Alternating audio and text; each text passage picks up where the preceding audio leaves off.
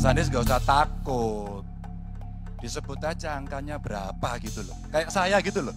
Jangan di bawah 5, sebut aja berapa. 11 Mas, dari 100. Ini sedikit ngajari kendel Mas Anies biar berani. Saudara-saudara, bangsa Indonesia, rakyat Indonesia, negara keempat terbesar di dunia, negara yang begini kaya, sepantasnya lah mendapat pemimpin yang arif dan bijaksana. Sepantasnya menerima pemimpin yang jujur, yang lurus, pemimpin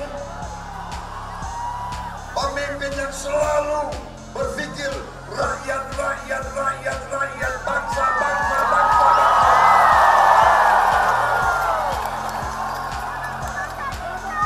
Jangan berpikir aku pinter, aku baik, aku pinter, aku baik.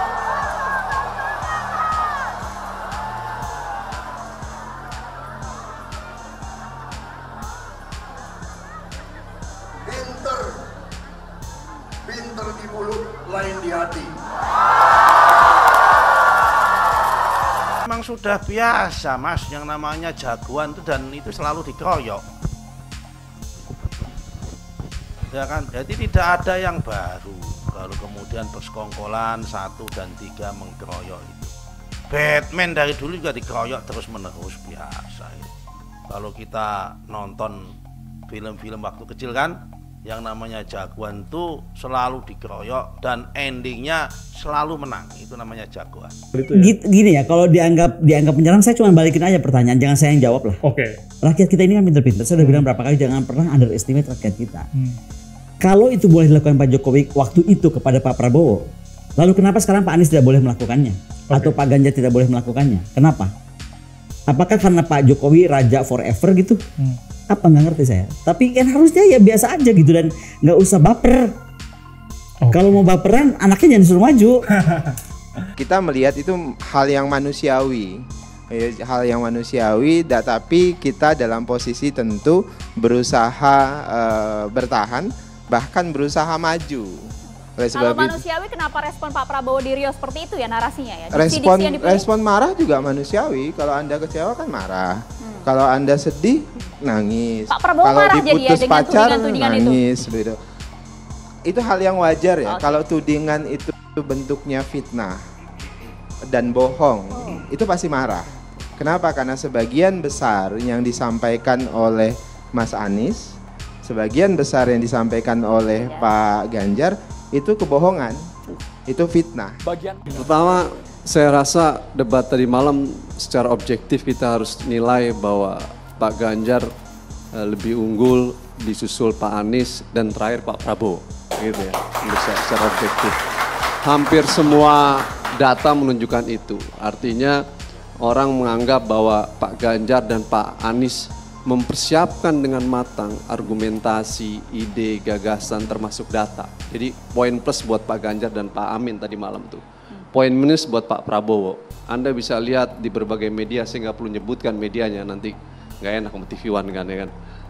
Banyak data menyebutkan seperti itu. Nah, kenapa demikian? Karena seyakin-yakin saya bahwa timnya Pak Ganjar dan timnya Pak Anies memberikan feeding yang cukup matang terhadap kedua kandidat ini dan itu diterima. Perlu diingat, dua orang ini bukan memiliki background pertahanan loh.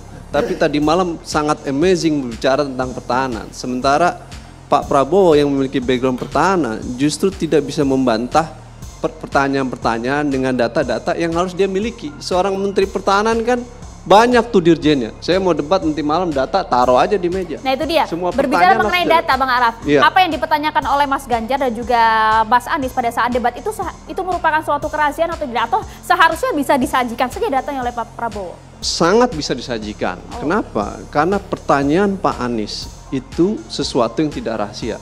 Pertanyaan-pertanyaan Pak Anies adalah terkait dengan perdal, perusahaan dalam atau orang sering disebut pihak ketiga atau sering disebut broker yang disebut dengan PT TMI, ya kan? Yang kedua terkait dengan food estate.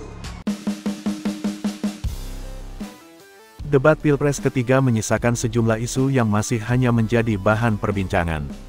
Seperti aksi Capres nomor urut 1 dan 3 Anies Baswedan dan Ganjar Pranowo yang kompak, menyerang Capres nomor urut 2 Prabowo Subianto. Menanggapi hal itu, Sekretaris Tim Kampanye Nasional TKN, Prabowo Gibran, Nusron Wahid mengatakan kalau paslonnya memang sudah biasa dikeroyok.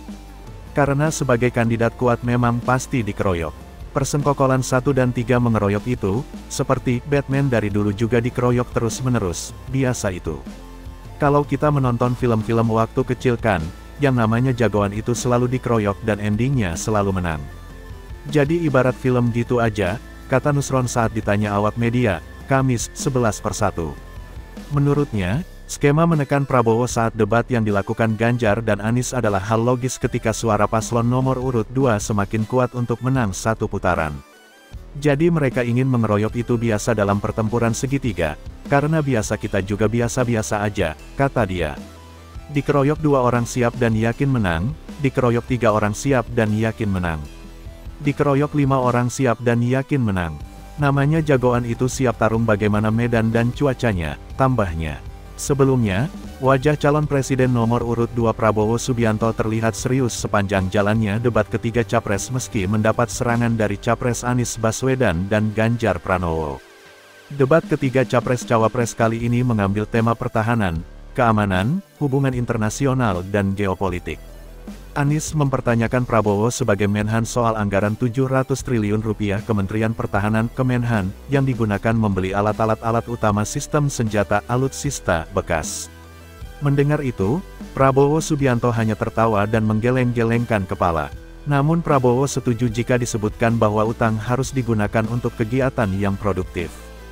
Ganjar juga mengkritik Prabowo. Ganjar bicara dengan data bahwa kinerja sektor pertahanan turun. Menjawab itu, Prabowo terlihat serius. Bahkan Prabowo menyebut Ganjar tidak fair lantaran meminta menjelaskan persoalan rumit dengan waktu yang terbatas. Sempat tersulut, Prabowo mampu menguasai emosinya. Wajah tenang Prabowo saat menghadapi serangan bertubi-tubi tertangkap kamera, hingga menjadi viral di media sosial. Tapi sekali lagi kita diberikan contoh kenegarawanan oleh seorang patriot sejati, Pak Prabowo Subianto, dikutip dari akun X @Rahayu Saraswati pada Selasa tanggal 9 Januari tahun 2024. Rahayu merupakan kerabat Prabowo dan juga kader Gerindra. Jurnalis Najwa Shihab memberikan penilaian pada debat ketiga calon presiden Capres pada pemilu 2024 yang diselenggarakan Minggu, tanggal 7 Januari tahun 2024 kemarin. Menurut Najwa Shihab, guru antara Capres nomor 02 dan Capres nomor 03 terlihat sama, lantaran Prabowo Subianto itu beberapa kali melontarkan kata sepakat atas pernyataan Ganjar Pranowo. Hal itu kata dia sangat berbeda dengan Capres nomor 01, Anies Baswedan yang selalu melakukan serangan kepada Prabowo Subianto. Ini memang tadi kelihatan, team up-nya antara Pak Prabowo dan Mas Ganjar gurunya sama, saya setuju, sementara kayaknya Mas Anies konsisten nyerang Pak Prabowo loh, serangan Mas Anies ke Mas Ganjar paling tadi satu soal ASEAN. Semua penyampaiannya kayaknya agak lempeng, kalau ke Pak Prabowo kayaknya selalu mancing-mancing iya gak sih, katanya, dikutip dalam cuplikan pada unggahan YouTube Najwa Shihab, dalam judul nobar debat ronde ketiga di Musyawarah, dikutip Selasa tanggal 9 Januari tahun 2024. Dia menilai, bahwa pada debat ketiga tersebut, Anies terlihat sangat paham dalam memancing emosi Prabowo. Pokoknya kayaknya Mas Anies ini paham banget, mancing emosi Pak Prabowo, mulai dari luas tanah pribadi, utang alutsista, terus sampai tadi sempat kepancing Pak Prabowo. Anda Prof tidak mengerti, kapan ada waktu, mau diundang main ke rumah, ucapnya. Hal itu langsung ditanggapi perwakilan tim sukses Capres nomor 01, Teguh Juwarno. Politisi Nasdem ini melihat bahwa musyawarah ini terlihat sentimen. Saya kok melihat musyawarah ini agak sentimen? Poin yang terakhir itu, ingat gak soal emosi, ungkapnya. Tidak hanya itu, pernyataan tersebut pun ditanggapi juga perwakilan tim sukses Capres nomor 03, Nico Siahaan. Dia menilai bahwa debat ketiga kali ini sangat stabil. Tapi hari ini emosi stabil, ucapnya. Sekedar informasi, pada debat ketiga Capres kemarin, Anies Baswedan sempat menuding bahwa Prabowo memiliki tanah seluas 340.000 hektare. Anies mengatakan, anggaran Kementerian Pertahanan sebagian besar dihabiskan untuk membeli alat utama sistem pertahanan atau alutsista bekas, tatkala lebih dari separuh prajurit TNI tidak punya rumah dinas. Sementara menterinya Pak Jokowi, punya 340 hektar tanah di Republik ini harus diubah, ungkapnya.